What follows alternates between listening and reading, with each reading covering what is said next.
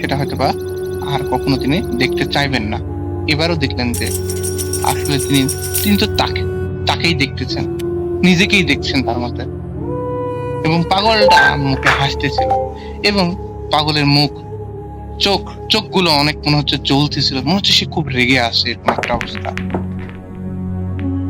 এটা দেখে তিনি স্যান্ডেল টেন্ডেল ফেলে দিয়ে দৌড় দিয়েছে, এবং দৌড় দিয়ে তিনি বাসায় যেয়ে মোটামুটি চিৎকার দিয়ে তিনি সেন্সলেস হয়ে যায়। বাসায় ঢুকতেই পারেনি তার আগে, মানে যে অনেক পিচ্ছিল জায়গাগুলো ছিল থাকে না, ওইগুলোতে তিনি আসলে বৃষ্টি হওয়ার পরে অনেক পিচ্ছিল হয়ে গেছে, পিছলে ওপরে তিনি চিৎকার দিয়ে অজ্ঞান হয়ে গেছে। তাকে সবাই ধরাধরি করে নিয়ে এসে তো বাসায় নিয়ে যেতে তার কাপড় টাপড় সবগুলো ইয়ে হয়ে গেছিল, তো আমার বোন ওগুলো সবকিছু পরিষ্কার করে দিয়ে নতুন কাপড় টাপড় ইয়ে করে দিয়ে তো তাকে মাথায় পানি টানি ঢালা শুরু করলো। এবং দেখা যাচ্ছে আবারও তাকে ডাক্তারকে ফোন দেওয়া হয়, গ্রাম্য ডাক্তার যিনি ছিলেন তাকে ফোন দেওয়া হয়, তিনি এসে মোটামুটি ট্রিটমেন্ট দিয়ে তো তারপর এক সময় দেখা যাচ্ছে তার সেন্স ফিরার পরে তিনি সব ঘটনা খুলে বলেন যে এরকম কাহিনী হয়েছে। তিনি বারবার যেন তিনি নিজেকেই দেখছেন, আর এবার যেন ভয়ঙ্কর রূপে দেখছেন। এরপর তারপরে তাকে ডাক্তার আবার বলছেন তুমি আসলে ওষুধগুলো ঠিক মতো খাও, দেখ তুমি ঠিক হয়ে যাও। এভাবে অভয় দিয়ে তাকে ডাক্তার চলে যান। তিনি খাওয়া দাওয়া করে রোজকার মতো তিনি ঘুমিয়ে যান, এবং তাকে আসলে আমার বোনেরা দেখা যাচ্ছে বলা হচ্ছে তাকে আর দোকানে আপাতত যেতে দিবেন না কিছুদিন, তাকে বাসায় রাখার জন্য ইয়ে করছিলেন আর কি, ফোর্স করছিলেন। তারপর তিনি ঘুমিয়ে যান। ঘুমিয়ে যে তিনি স্বপ্ন দেখেন কোন একটা কালো অবয়ব এসে বলতেছে যে তোর দিন শেষ, খুব তাড়াতাড়ি তুই চলে যাবি, প্রস্তুত হ, তুই তোর দিন ঘনিয়ে আসতেছে, এরকম ভাবে কথাগুলো বলেন। বলার পরে তিনি আবারও চিৎকার দিয়ে ঘুম থেকে উঠে যান। এবার তিনি ফেসটা দেখতে পান না, তবে মনে হচ্ছিল মানে তিনি যতটুকু আমাকে বলেন যে কালো লোমশ টাইপের, মানে চোখ মুখের মোটামুটি একদম মানে বোঝা যাচ্ছে না আর কি, তবে মানে তার চুল দিয়ে ঢাকা, এরকম একটা মানে খুবই লোমশ চুল দিয়ে ঢাকা, তবে অনেকটা দেখতে তিনি যতটুকু বলছেন যে আসলে একটা ইয়ের মতো মানুষই, কিন্তু দেখা যাচ্ছে তার মুখ চোখটা মনে হচ্ছে অনেকটা ষাঁড়ের মতো, এরকম টাইপের আর কি কিছু একটা। তো যাই হোক, এটা আসলে মানে উনি অত্যন্ত বেশি তার আসলে ভয় পেয়ে তিনি চিৎকার দিয়ে আমার বোন আসলেই মানে এটা মানে ইয়ে করতে পারছে না তার স্বামীর এই অবস্থা। তো পরের দিনই তারা চিন্তা করে যে মানে তারা কোনো একটা ইয়ের কাছে যাবে, এটা কোনো কিছু ভালো হচ্ছে না, যেটা আমার বোন আগেই সন্দেহ করেছিল। তো তিনি চিন্তা করেন যে তিনি আসলে কোনো কাউকে ইয়ে করবেন, কোনো কবিরাজের সন্ধানে যাবেন। তো আমার যে দেখা যাচ্ছে আমার বোনের যে শ্বশুর, তিনি বলেন যে তার একটা পরিচিত ইয়ে আছে আর কি, কবিরাজ আছে, তো কবিরাজের কাছে তিনি আসলে নিয়ে যাওয়ার কথা বলে। তো আমার বোন তাকে কবিরাজের কাছে নিয়ে যায়। তো কবিরাজ কাছে নিয়ে যাওয়া হয়। তো কবিরাজ মানে 2 গ্রাম পরেই আর কি, তো ওখানে যে কবিরাজ দেখে বুঝতে মানে ওনাকে বলেন যে তোর তো খুব সমস্যা আছে আর কি, হ্যাঁ। তো এবং বলেন যে এটার জন্য মোটা অঙ্কের টাকা তিনি দাবি করেন আর কি, যে এটা লাগবে আর কি। তো আমার বোন তো আসলে তার স্বামীর জীবনের জন্য তিনি রাজি হয়ে যান। তো বলে যে ঠিক আছে, আজকে তিনি কিছু বিষয়গুলো নেন তিনি আর কি, তার থেকে আসলে কিছু তার চুল নেন, মানে আমার দুলাভাইয়ের চুল নেন, এবং তার পরিহিত একটা কাপড় নেন, এবং আরো কিছু কি যেন এলিমেন্ট ছিল যেগুলো আসলে আমার বোন দিয়েছে, এটা আসলে আমার দুলাভাই বলতে পারবে না। তো আমি যদিও আমার বোনকে জিজ্ঞেস করি না বিষয়গুলো, তো আমার বোন আসলে শেয়ার করতে আমার রাজি হবে না, আমার দুলাভাই এটা আগেই বলেছিল কি। তো যাই হোক, এগুলো দেওয়ার পরে তিনি চলে যায় এবং কালকে আসতে পারে আর কি। তো পরের দিন যেটা মানে যাওয়ার পরে ওই কবিরাজ যেটা বলে এবং যেটা শুনে, তারা কখনো চিন্তা করেনি যে এরকম কিছু হতে পারে বা ইয়ে করতে পারে। তো যেটা বলা যায় তোর সাথে তোকে ব্ল্যাক ম্যাজিক করা হয়েছে, এবং এই ব্ল্যাক ম্যাজিকে একটা ভয়ঙ্কর জিনকে চালান করা হয়েছে, যে মানুষকে আসলে ওই রূপ ধরে আসলে কি করে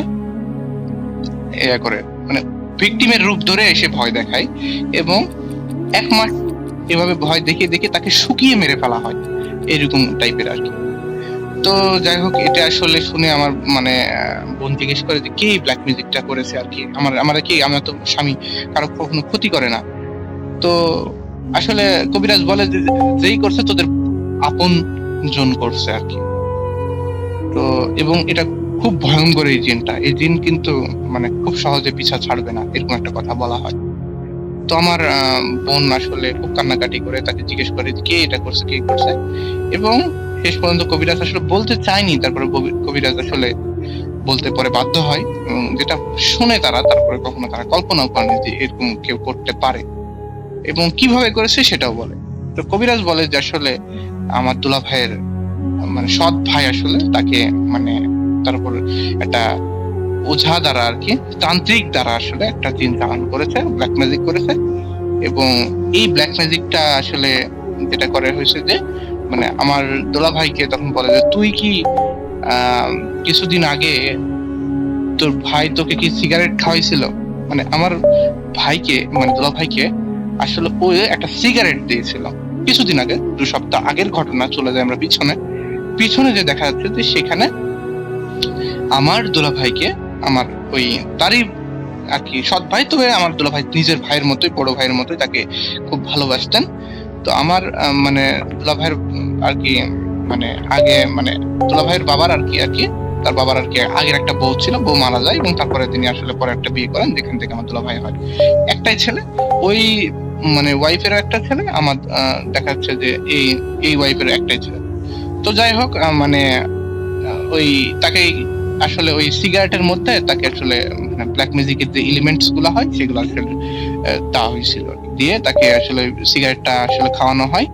আমার দুলা ভাইকে তার ভাই খাওয়াইছে আর কি, সৎ ভাই খাওয়াইছিল, খাইয়ে ব্ল্যাক ম্যাজিক করা হয় আর কি। তো এটার মধ্যে তো বলে যে এটা আমি করব, তবে একটু সময় লাগবে, চেয়ে বসে আর কি।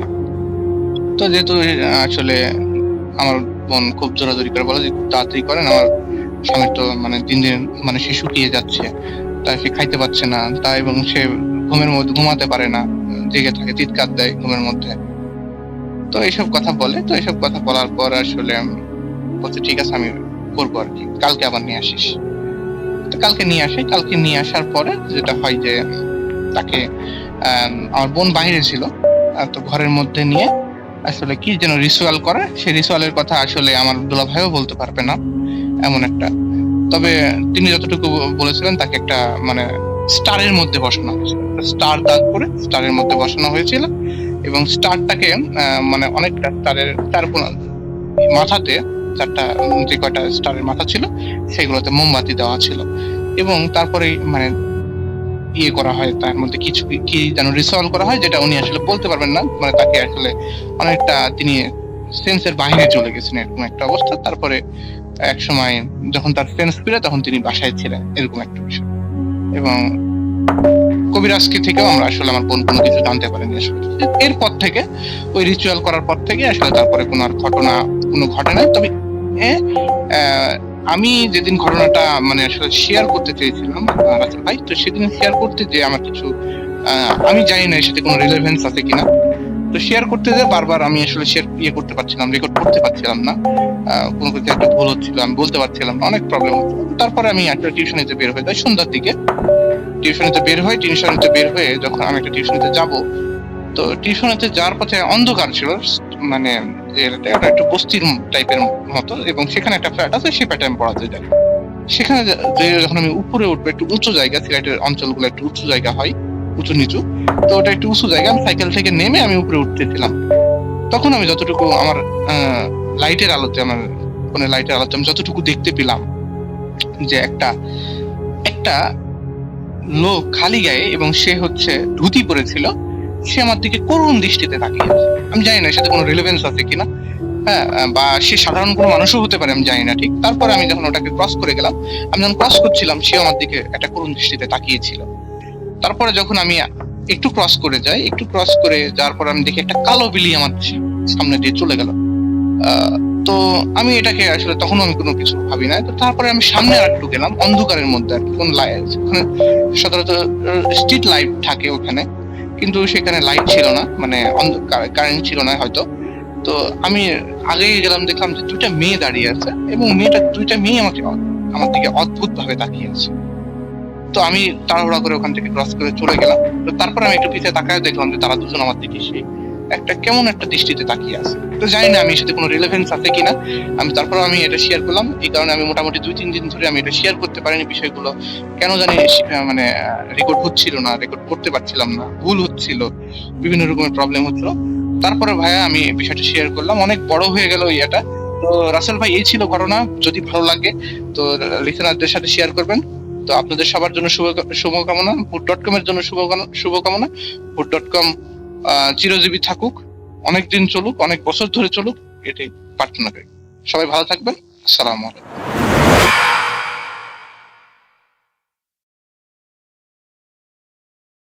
Welcome back. আপনাদের সবাইকে অনেক অনেক ধন্যবাদ এতক্ষণ পর্যন্ত আমাদের সাথে থাকার জন্য। অনেক অনেক শুভকামনা রইল। সব সময় এই ইউটিউব চ্যানেলটি সম্পর্কে আপডেট পেতে আমাদের ইউটিউব চ্যানেলটিকে সাবস্ক্রাইব করুন। আশা করছি আমরা একসাথে অনেকটা পথ হাঁটব। আজকের মতো এখানেই বিদায় নিচ্ছি। সবাই ভালো থাকুন, সুস্থ থাকুন, মোস্ট ইম্পর্ট্যান্টলি ভূত.com এর সাথে থাকুন। আল্লাহ হাফেজ। তো হব আমাদের প্রথম গেস্টের সাথে। আপনার নামটা একটু বলবেন প্লিজ। হাই লিসেনার্স, আমি ফারহান বলছি পুরান ঢাকা থেকে। আমি চার্টার্ড অ্যাকাউন্টেন্সিতে পড়াশোনা করছি।